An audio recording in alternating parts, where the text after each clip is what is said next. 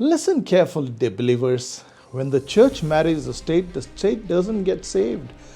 The church gets shackled. The last time this happened, the church ruled over the state.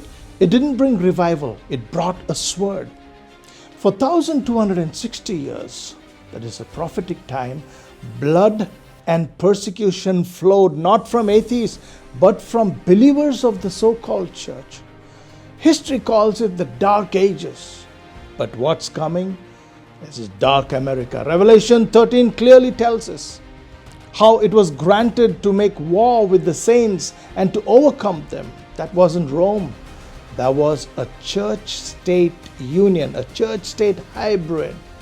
And now they're changing the Constitution quietly, one ruling at a time, erasing the very wall Thomas Jefferson called a wall of separation between church and state. Without the wall, your pastor doesn't need a Bible, he needs a license. And your conscience, it becomes a crime. They say we're bringing morality back. But when Constantine made Christianity the state religion, the church didn't conquer the empire conquered the church. Within decades, the same hand that lifted up communion lifted spears now.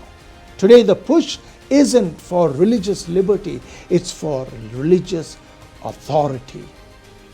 And where church and state share a throne, there's no room for a prophet, only for a prosecutor. Jesus said, "My kingdom is not of this world." John 18:36. He didn't die to give Caesar a halo, but when the church wants the state's sword, it forgets. Peter drew a sword once and cut off an ear, and Jesus healed it.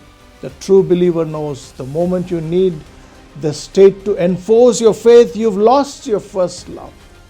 So, my dear believers, watch the Constitution, watch the courts, and remember the darkest ages didn't begin with atheists burning the Bibles. They began with Christians burning heretics at the stakes, with the state holding the march. Separation isn't the enemy of faith, it is the guardian of it. Don't let them rewrite history, because if they do, America won't be a refuge. It'll be worse than the Dark Ages.